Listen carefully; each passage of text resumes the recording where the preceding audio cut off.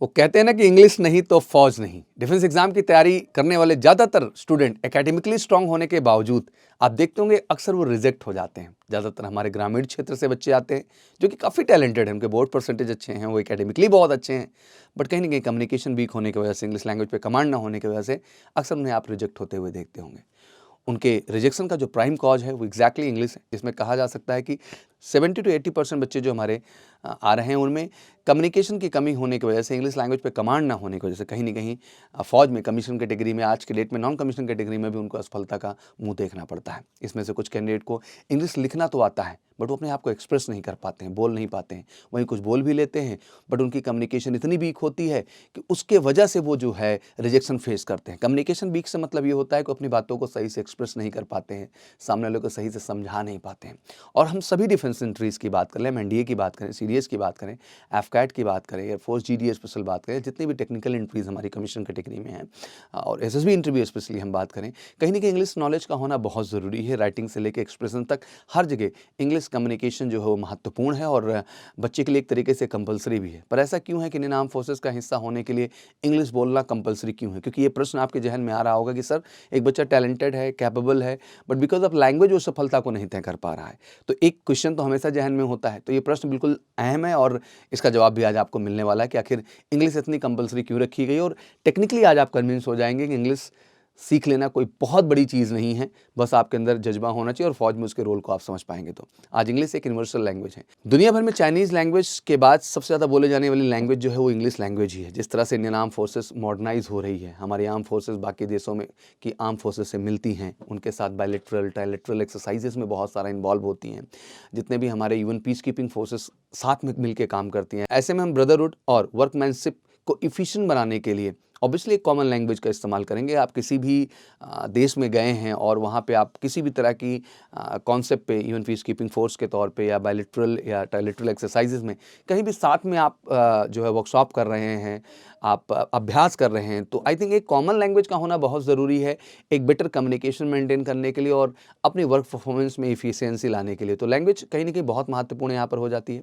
वैसे भी अगर आप आर्म फोर्सेस का हिस्सा बनते हैं, एज ऑफिसर आप जा रहे हैं या नॉन ऑफिसर जा रहे हैं, इंग्लिश बोलना आपकी पर्सनैलिटी को बहुत सरप्लस करता है और आपकी पर्सनैलिटी को अलग लेवल पे निखार के लाता है।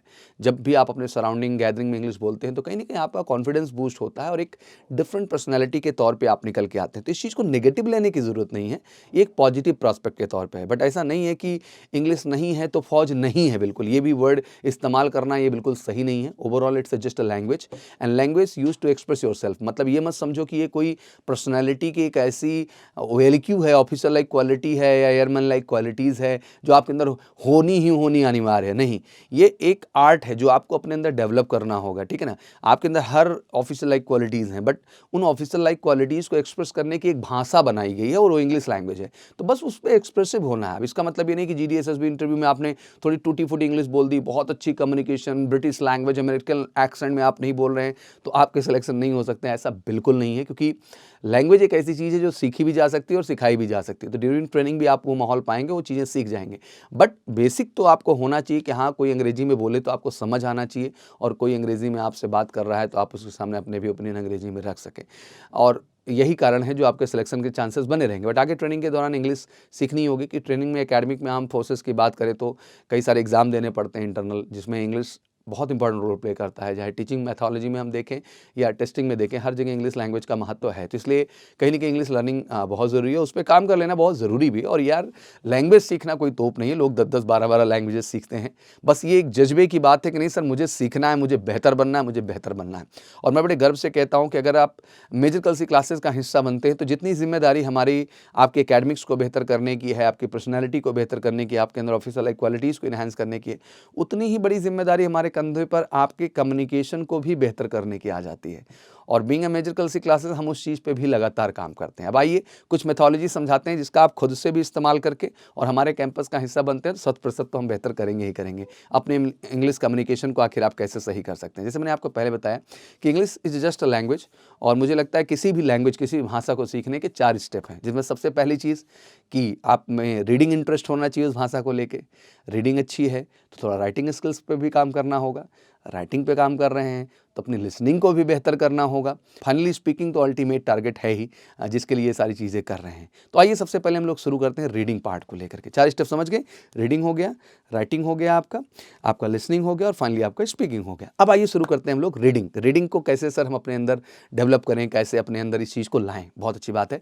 जैसे अपनी कम्युनिकेशन को सही करने के लिए सबसे पहले तो यार कुछ प्रोडक्टिव चीज़ों को पढ़ना ज़रूरी है। ये सच है कि कोई नई मेथोलॉजी मैं नहीं बता रहा हूँ, आप बहुत दिन से सबसे सुनते आ रहे हैं, बट यहाँ इंपॉर्टेंट है कि केवल सुनना नहीं है या किसी के बताए पे ही नहीं मान लेना है।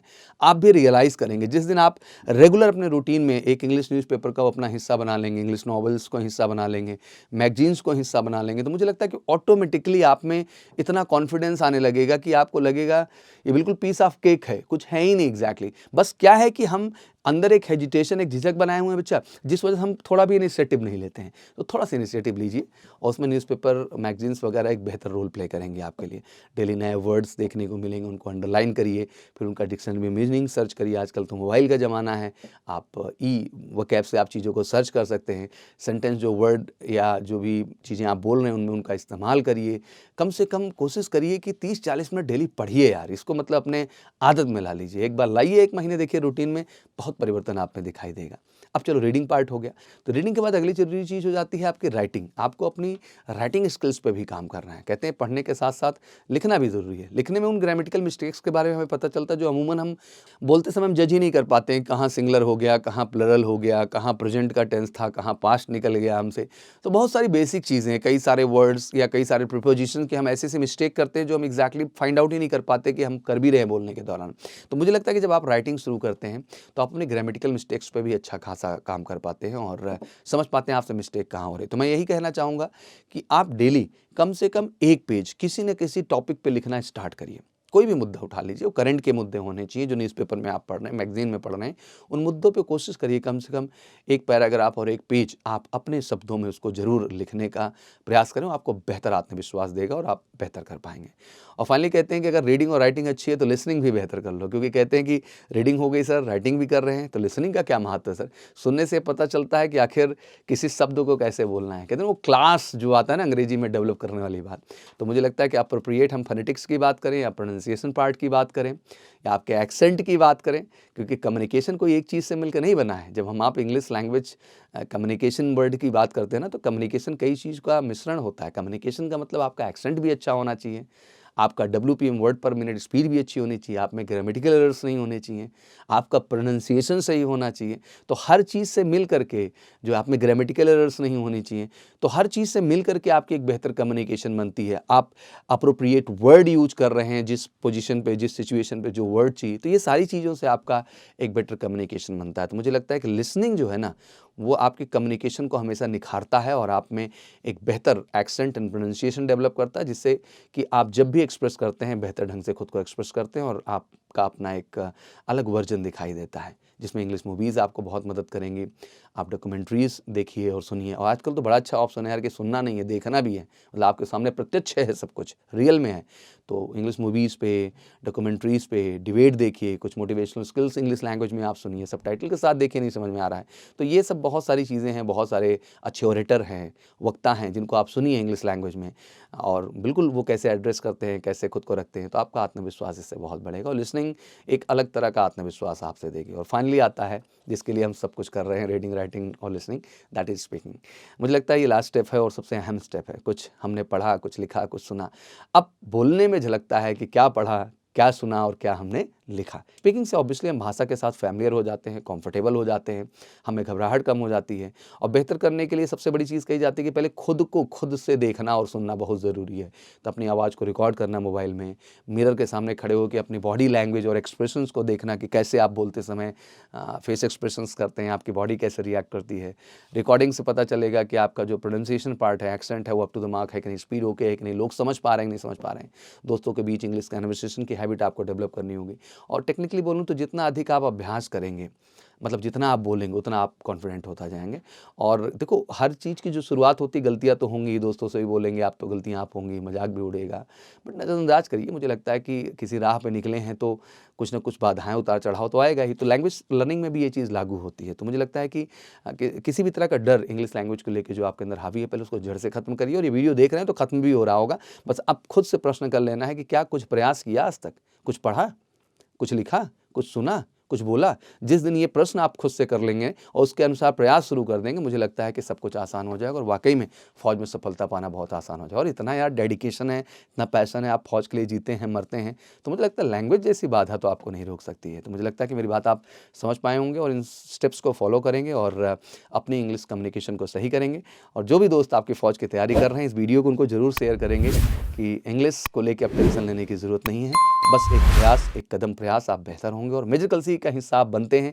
किसी भी कमीशन या नॉन कमीशन इंक्रीज़ में हम एकेडमिक्स के साथ साथ वादा करते हैं कि आपकी स्पीकिंग, कम्युनिकेशन और पर्सनैलिटी को भी उतना ही बेहतर बना। वीडियो कैसा लगा कमेंट सेक्शन में ज़रूर आप लोग मेंशन करिएगा और इस स्टेप को फॉलो करेंगे कि नहीं, ये बात भी ज़रूर बताइएगा और दोस्तों के साथ शेयर ज़रूर करिएगा। जय हिंद।